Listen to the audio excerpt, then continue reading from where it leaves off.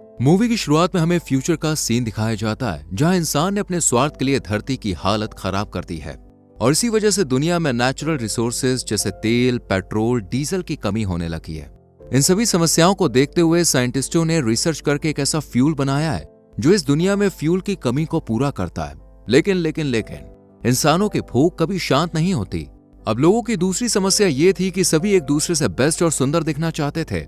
तब साइंटिस्टों ने इजाद किया एक ट्रांसफॉर्मेशन सिस्टम, यानी एक ऐसी टेक्नोलॉजी बनाई जिसमें 16 साल के होने पर इंसानों को एक मशीन के अंदर डालकर बेहद ही सुंदर और सेक्सी बना दिया जाता था। लेकिन फिर इसके बाद क्या और इन सब की क्या कीमत चुकानी पड़ी, ये सब आज की मूवी एक्सप्लेनेशन में आप जानेंगे।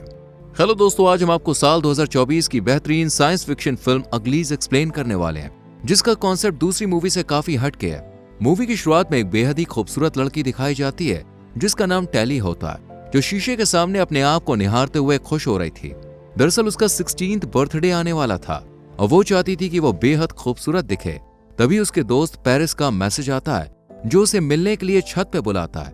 पेरिस दीवारों पर चढ़ते हुए छत पर पहुंच जाती है। दोनों वहां उस सिटी को देखते हैं जहां वो लोग रहते हैं जो अब खूबसूरत हो चुके थे। टेली पेरिस से कहती कि देखो वो अपनी लाइफ में कितने खुश हैं। अगले दिन पेरिस का बर्थडे होता है और वो सुंदर बनने के लिए काफी एक्साइटेड था। फिर दोनों एक दूसरे का हाथ देखते हैं जहां उनकी नजर उस घाव पर पड़ती है जो उनकी दोस्ती की निशानी थी। तभी पेरिस टेली से कहता है बस 3 महीने और इसके बाद तुम्हारी भी सर्जरी हो जाएगी और तुम भी उन लोगों के बीच होगी। और वो ऐसा इसलिए बोलता है क्योंकि कल उसकी सर्जरी थी।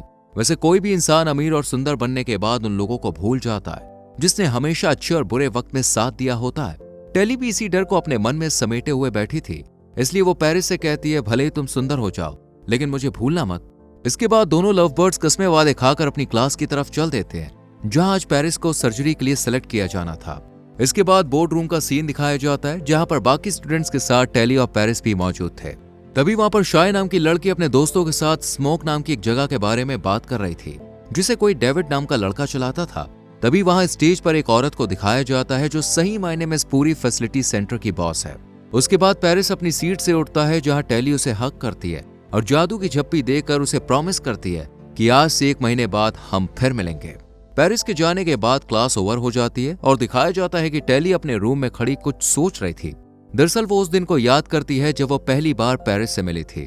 वो अपने दोस्त को याद करके काफी इमोशनल हो जाती है और इसी तरह दिन बीतते जाते हैं।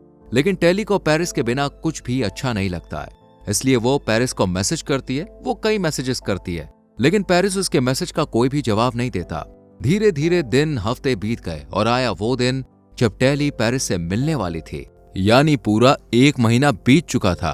टेली की खुशी का ठिकाना नहीं था क्योंकि आज पूरे 1 महीने बाद टेली पेरिस से मिलने वाली थी। लेकिन इस स्पेशलिटी सेंटर से बाहर निकलने के लिए लोगों की आंखों में धूल झोंकना आसान नहीं था क्योंकि यहाँ पर सभी कैंडिडेट्स को एक रिंग दी गई थी जिसे वो हमेशा पहने रखते थे। लेकिन टेली भी कम होशियार नहीं थी, उसने भी यहाँ से निकलने की जुगाड़ सेट कर रखी थी और यहाँ से लुका छुपी खेलते हुए बाहर निकल जाती है। लेकिन ये क्या, जिससे मिलने वो ब्रिज के नीचे आई थी वो तो आया ही नहीं। ये देखकर वो बहुत दुखी होती है, लेकिन उसने भी ठान लिया था कि वो उससे मिलकर रहेगी, इसलिए वो पेरिस से मिलने उस सिटी में चली जाती है जहां पेरिस था और वो उसको ढूंढ भी लेती है। लेकिन ये बंदा पहले जैसा नहीं रहा। वो टेली को देखकर इग्नोर करता है। ये सब देखकर टेली को बहुत बुरा लगता है क्योंकि उसे ऐसी उम्मीद नहीं थी। लेकिन तभी टेली को कमरे में कैच कर लिया जाता है। इस वजह से टेली को वहां से भागना पड़ता है। जैसे तैसे वो वहां से जान बचाकर बाहर आ जाती है। लेकिन फैसिलिटी सेंटर में पहुंचने के लिए उसे फिर से जुगाड़ बैठानी पड़ती है और वो फैसिलिटी सेंटर के बाहर तक पहुंच जाती है। लेकिन तभी एक सिक्योरिटी गार्ड उसे देख लेता है। बट तभी वहां पर एक शाय नाम की लड़की आ जाती है जो कि स्केटबोर्ड में चैंपियन थी, यानी अगर ओलंपिक में उसे भेज दिया जाए तो 2-4 गोल्ड मेडल तो अपने नाम कर ही लेगी। खैर ये आकर टेली को बचाकर ले जाती है। इसके बाद दोनों अच्छी दोस्त बन जाती हैं। इस फैसिलिटी सेंटर की टेली वो पहली लड़की थी जिसने रंग बिरंगी चमचमाती दुनिया को अपने नए अवतार से पहले ही देख लिया था, इसलिए उसे सभी लोग काफी पसंद करते हैं। अब अगले सीन में दिखाया जाता है कि शाय टेली को स्केटबोर्ड चलाना सिखाती है। आगे दिखाते हैं शाय टेली को एक बुक देती है जिसमें ऐसी जगह की कहानी थी जिसे स्मोक कहा जाता था। ये लोग खेती करते हैं, अपना खाना खुद बनाते हैं, इवन अपने सारे काम खुद करते थे। अगले दिन टेली और शाय को आपस में बात करते हुए दिखाया जाता है जहां शाय उसे बताती है कि उसे सुंदर बनने में कोई इंटरेस्ट नहीं है, वो स्मोक जाना चाहती है। बुक पढ़ने के बाद टेली के मन में भी इस जगह को देखने की इच्छा थी, लेकिन साथ ही वो अपने बिछड़े हुए प्रेमी यानी प्यार से भी मिलना चाहती थी, इसलिए उसे सुंदर भी बनना था।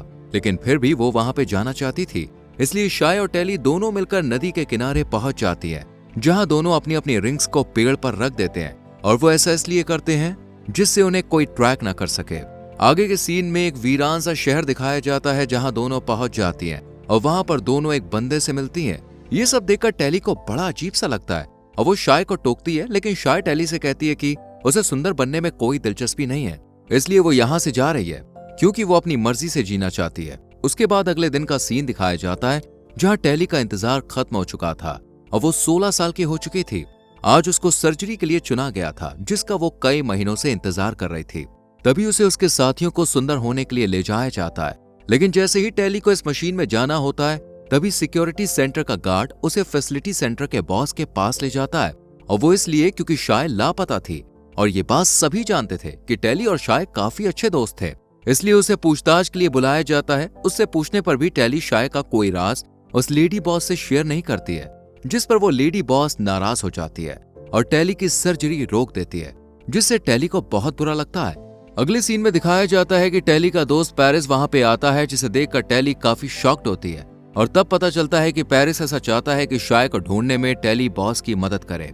इसके बाद टेली बॉस के पास जाती है, जिसके बाद बॉस टेली को बताती है कि डेविड नाम का आदमी हमारी खूबसूरत दुनिया को खत्म करना चाहता है और अगर शाय ने उसकी मदद नहीं की तो वो शाय को मार देगा। टेली को ये जानकर काफी झटका लगता है, क्योंकि उसको इस बात की उम्मीद नहीं थी। इसलिए टेली अपनी दोस्त को ढूंढने के लिए निकल पड़ती है, लेकिन सेंटर वाले उसके सूट में ट्रैकर लगा देते हैं, जिसके बारे में टेली को कुछ भी पता नहीं होता है। टेली को याद आता है कि आखिरी वक्त शाय ने उसे एक पजल दिया था, जिसे टेली को सॉल्व करना था। वो उस पजल की मदद से आगे बढ़ती है। सबसे पहले वो रोलर कोस्टर की सवारी करते हुए एक रेलवे ट्रैक पर पहुंच जाती है।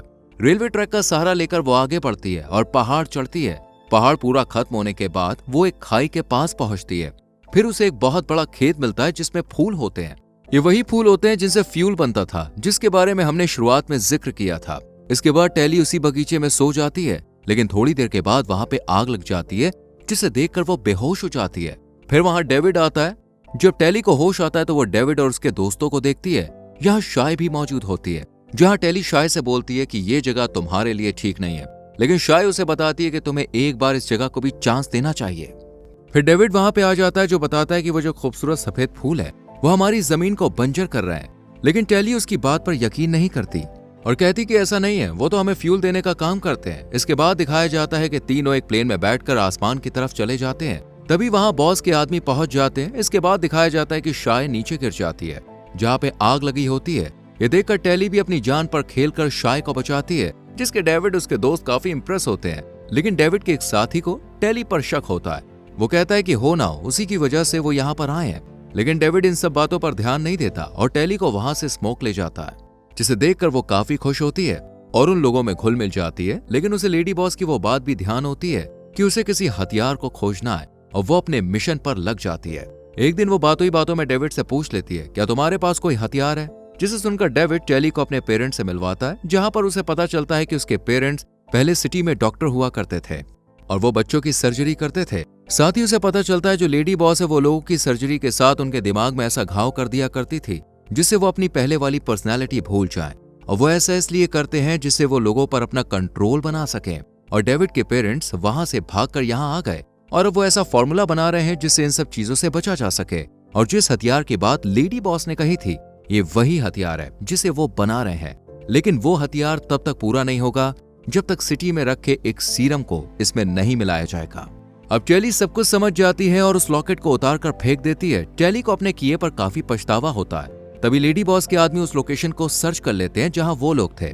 उनके सोल्जर में पेरिस भी होता है, जिसकी दूसरी सर्जरी हुई थी और उसके बाद वो एक ताकतवर सोल्जर बन गया था, जो लेडी बॉस के कहने पर डेविड के फादर को मार देता है, जिसके बाद सभी लोग को बंदी बना लिया जाता है। डेविड और टेली वहां से भाग जाते हैं, लेकिन फिर वो किसी तरह वहां पहुंच जाते हैं जहां उनके लोगों को बंदी बनाया गया था। यहाँ पर सभी थे सिवाय शाय के। इसके बाद दिखाया जाता है शाय की सर्जरी हो चुकी है और वो अब बेहद खूबसूरत हो चुकी है। अब डेविड, टेली और उसके दोस्त को सर्जरी के लिए भेजा जाता है, लेकिन तभी वहां उनका एक और साथी आता है और वहां पर अटैक करता है, जिसकी वजह से उनकी सर्जरी नहीं हो पाती और डेविड की मां को वो सीरम मिल जाता है जिसकी वो तलाश में थे। जिसके बाद इस सीरम पर एक्सपेरिमेंट करने के लिए किसी एक व्यक्ति की जरूरत थी। तब टेली अपने ऊपर सर्जरी करवाती है। उसके बाद टेली की सर्जरी हो जाती है, जिसके बाद टेली को बहुत खूबसूरत रूप में दिखाया जाता है और यहीं पर फिल्म खत्म होती है। अब आप सोच रहे होंगे कि टेली की सर्जरी के बाद एक्सपेरिमेंट कैसे होगा, तो उसके लिए आपको बता दें टेली ने अपने हाथ पर एक घाव छोड़ा था जिससे वो उसे पहचान लेंगे। तो दोस्तों, आपको इस मूवी की एक्सप्लेनेशन कैसी लगी कमेंट सेक्शन में जरूर बताएं। वीडियो को लाइक और शेयर करें और चैनल को सब्सक्राइब करके बेल आइकॉन प्रेस करें जिससे आने वाली वीडियोस मिस ना हो। मिलते हैं आपसे अगली वीडियो में। Till then bye bye, take care.